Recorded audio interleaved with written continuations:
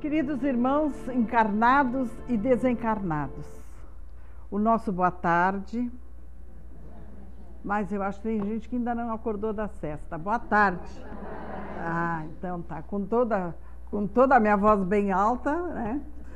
E que Jesus nos abençoe, que nós possamos, esses momentos, né, que estivermos aqui reunidos, estudando a sua mensagem, que os nossos mentores também nos auxiliem a assimilar esse capítulo do Evangelho. Fora da caridade não há salvação. Esse capítulo é um capítulo assim que nos cala muito fundo, porque ele nos traz assim toda a diretriz do que necessitamos fazer para o nosso próximo. E nós sabemos que é a senha maior que o Pai nos deu para chegarmos mais próximo dele, é a caridade. Porque a caridade, ela engloba o amor ao próximo, o perdão, enfim, todas aquelas virtudes que Jesus veio nos ensinar e que nós, infelizmente, não estávamos preparados para tanto, não é? E estamos aqui há mais de 2000 anos lutando para entendermos a mensagem dele através do nosso Pai. Ele vem nos ensinar como nos comportarmos uns com os outros. E isso nós temos que trabalhar, meus irmãos, dentro de nós. Nós necessitamos olhar independente de classe social, de nível intelectual, enfim, que todos nós somos irmãos e que devemos nos amar sem restrição, porque somos todos filhos do mesmo Pai, até porque, como herdeiros do Pai, nós temos aquela centelha, aquele DNA do nosso Pai, cada um dentro de nós. Então, no momento em que eu tenho uma dificuldade com um irmão, não precisa nem ser da família, mas em humanidade, eu estou com uma dificuldade com o Pai. Eu estou com uma dificuldade de relacionamento do nosso Pai, que é todo amor e bondade e misericórdia. Então, nós temos que lutar para podermos nos igualar. E temos que lutar, eu digo sim, porque o nosso egoísmo e o nosso orgulho está acima das nossas forças. E nós temos que lutar muito para retirar de dentro de nós e do nosso planeta essas duas chagas que nos prejudicam tanto. E aí no Evangelho nós temos aquela passagem, não é? Que é muito conhecido nosso, mas temos que estar sempre lembrando daquele irmão que descia de Jerusalém para Jericó. E na estrada foi vítima de malfeitores. Naquela época já tinha, né, as pessoas com essas dificuldades. Então foi assaltado, foi machucado, foi ferido, foi surrado e abandonado, e eles levaram os seus haveres. Passou um sacerdote, viu o irmão ali caído, mas não quis se envolver. Passou o levita, viu, não quis se envolver. E aí passa um irmão nosso que sequer religião tinha, mas viu aquele irmão caído e foi prestar socorro. foi assisti-lo na sua dificuldade. Colocou vinho, colocou óleo nas suas feridas, colocou em cima do seu cavalo e foi até a primeira hospedaria que encontrou e pediu que o dono da hospedaria assistisse-o. E que na volta, ele, então, se ele deixou algumas moedas, que se ele tivesse tido outros gastos, ele ressarciria. E aí perguntamos, qual desses irmãos foi caridoso? O que se preocupou em dar assistência, o que encarou aquele irmão, como filho de Deus. E, no entanto, não tinha religião. Porque a religião é aquele amor que nós temos dentro de nós. Nós podemos vir aqui, estudarmos a doutrina espírita, podemos ir na igreja católica, estudar a religião católica, enfim, qualquer credo. Nós podemos estudar, mas aquilo pode não entrar dentro de nós, não fazer parte da nossa vida, porque não estamos maduros para que isso se realize. Agora, quando nós estamos prontos, quando está desperto dentro de nós aquele amor que Jesus veio nos ensinar, então começamos passo a passo a entender esta doutrina, porque ela nos esclarece com relação aos conhecimentos e nos consola com relação às nossas dificuldades. E a caridade é a única, como diz aqui no Evangelho, a única senha que nos leva mais próximo do nosso Pai. Porque nela se encerra todo o amor. Está lá no Livro dos Espíritos, não é? O que é caridade, como entendia Jesus? Benevolência, tolerância e perdão das ofensas. Tudo facilzinho de fazer, né? Mas estamos aqui para isso, para iniciar o nosso treino, para iniciar a nossa caminhada dentro do caminho do bem. E dentro do caminho do bem, nós temos essas 3 virtudes a desenvolver. E trouxemos aqui uma lição importantíssima do livro Jesus no Lar. E aqui esta lição nos mostra que nós temos aptidão de exercer a caridade, basta que queiramos. Então ela nos diz o seguinte: a caridade desconhecida. A conversação em casa de Pedro versava nessa noite sobre a prática do bem, com a viva colaboração verbal de todos. Como expressar a compaixão sem dinheiro? A gente sempre pensa que para ser caridoso tem que ter dinheiro, né? Por que meios incentivar a beneficência sem recursos monetários? Com essas interrogativas, grandes nomes da fortuna material eram invocados e a maioria inclinava-se a admitir que somente os poderosos da terra se encontravam à altura de estimular a piedade ativa, quando o mestre interferiu opinando bondoso. Um sincero devoto da lei foi exortado por determinações do céu ao exercício da beneficência.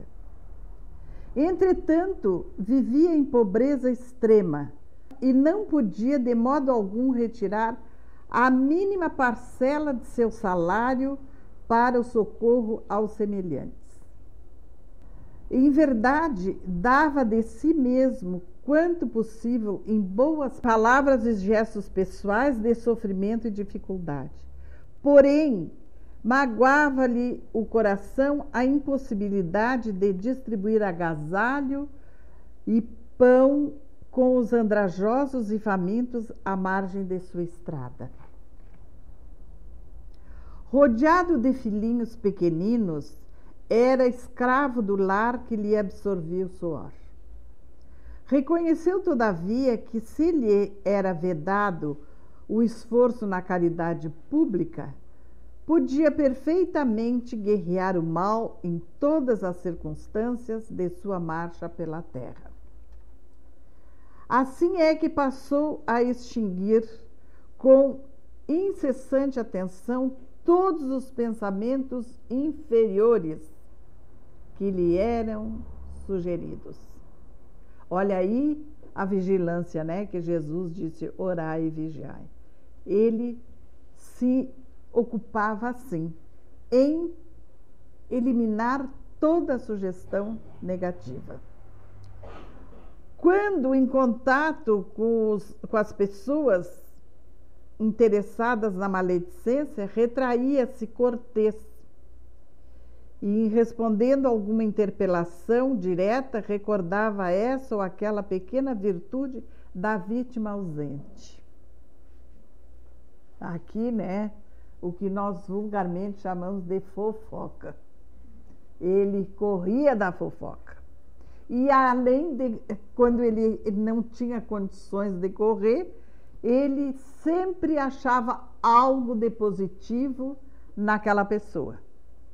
Então, era uma pessoa, assim, extremamente benevolente. E, em respondendo a alguma interpelação direta, recordava essa ou aquela pequena virtude da vítima ausente. Se alguém diante dele dava passo à cólera fácil, considerava a ira como enfermidade digna de tratamento e recolhia-se à quietude. Não revidava, né?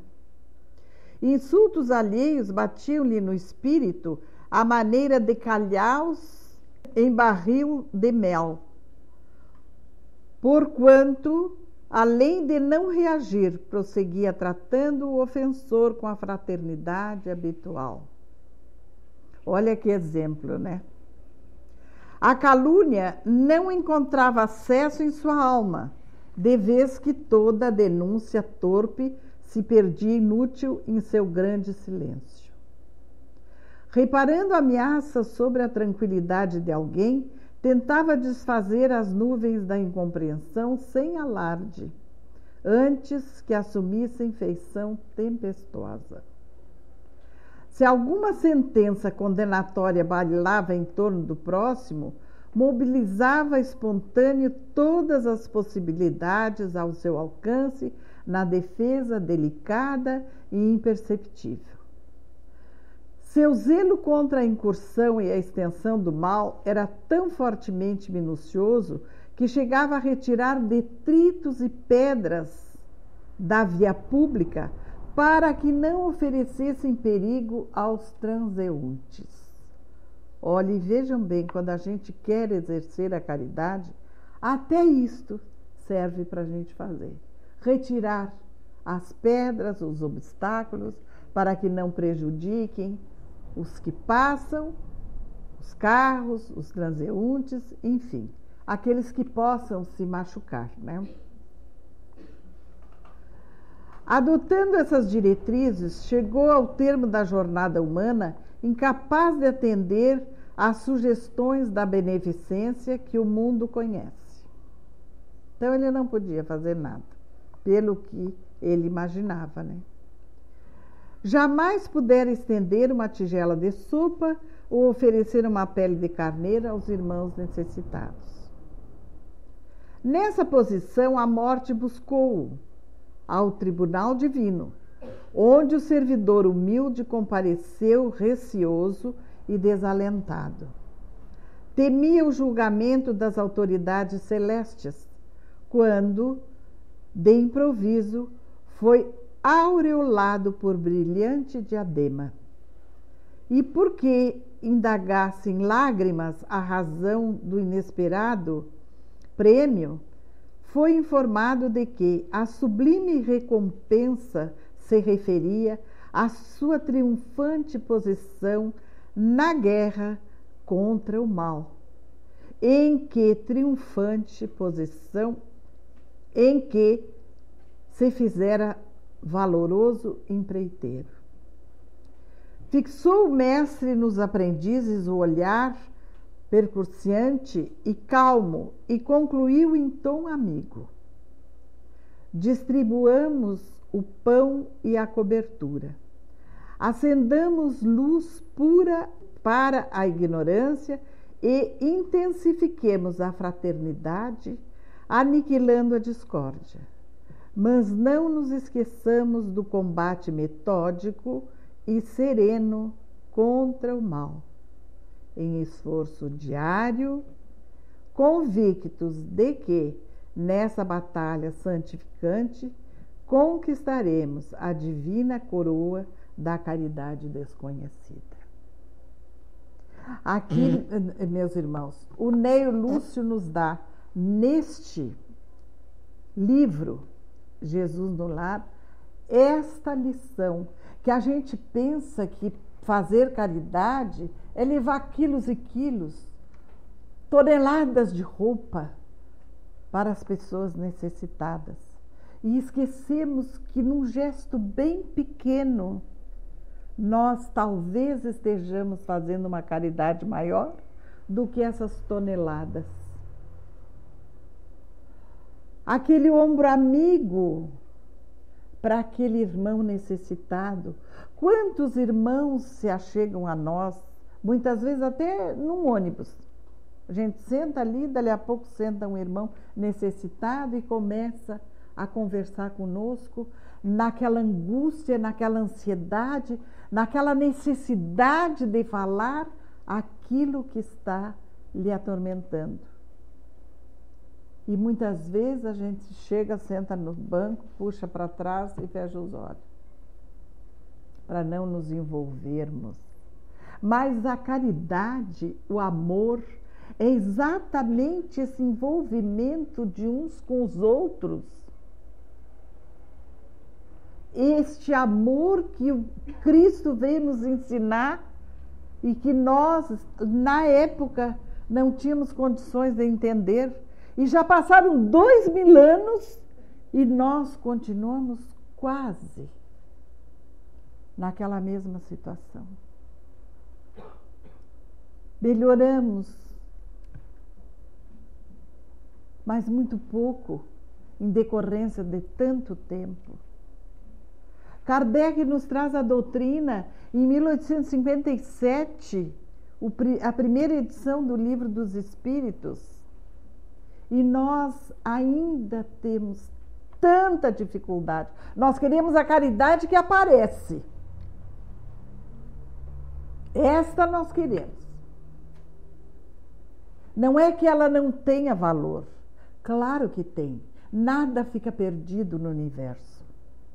Os nossos gestos de amor, vejam bem, o nosso irmão foi recebido em festa na espiritualidade por aquela pedrinha que ele tirava do caminho. E nós, muitas vezes, podemos fazer muito mais do que isso. E nos fechamos no nosso egoísmo. Não, eu não vou me envolver, isso não é para mim. Tem gente que diz, isso não é para mim. Mas vai ter que vir muitas encarnações para aprender o que é para ela. E é isso mesmo que é para nós. É essa divisão de amor. Porque quem doa alguma coisa material está doando amor. Quem se envolve em auxiliar o próximo num problema que ele tenha, familiar, ou seja lá, profissional, enfim, é amor. Nós estamos dando de nós. Isto é amor. Isto é caridade, como entendia Jesus, como ele nos ensinou. E nós ficamos patinando, nos omitindo muitas vezes, as oportunidades aparecem e nós viramos as costas. E quando chegarmos lá na espiritualidade, nós vamos ver, aquela pessoa que sentou do meu lado no ônibus, que queria conversar, e eu fechei os olhos para fazer que estava dormindo, porque não queria me envolver, tinha sido meu irmão, o meu pai na outra encarnação. E aí, que dor que vai dar.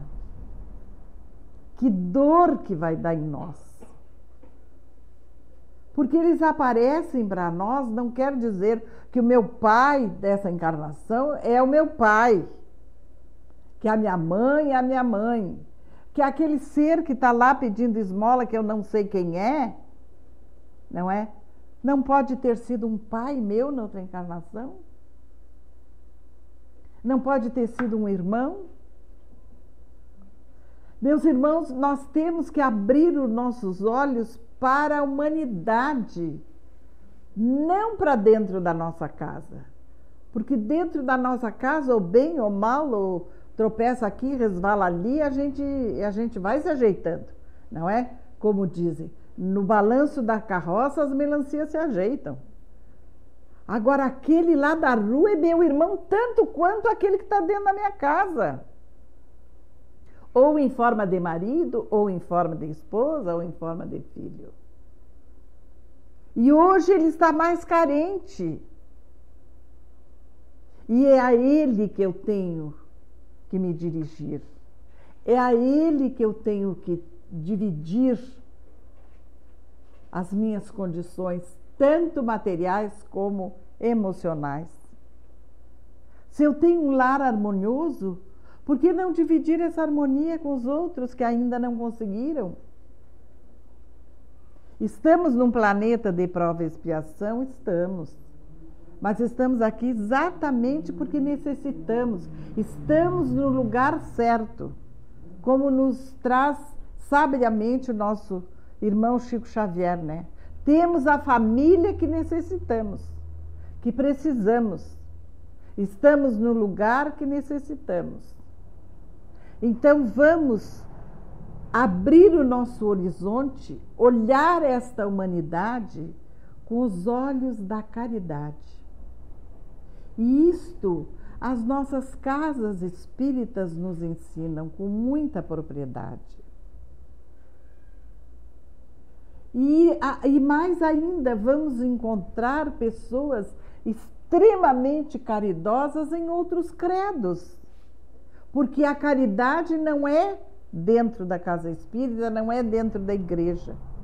A caridade tem que ser dentro de nós, nesse altar divino que nós somos portadores. Porque as igrejas, todas querem ser as donas da verdade. E a verdade está dentro de nós. É esse Deus que nós temos na nossa consciência, que Kardec nos diz lá no Livro dos Espíritos. Onde está Deus?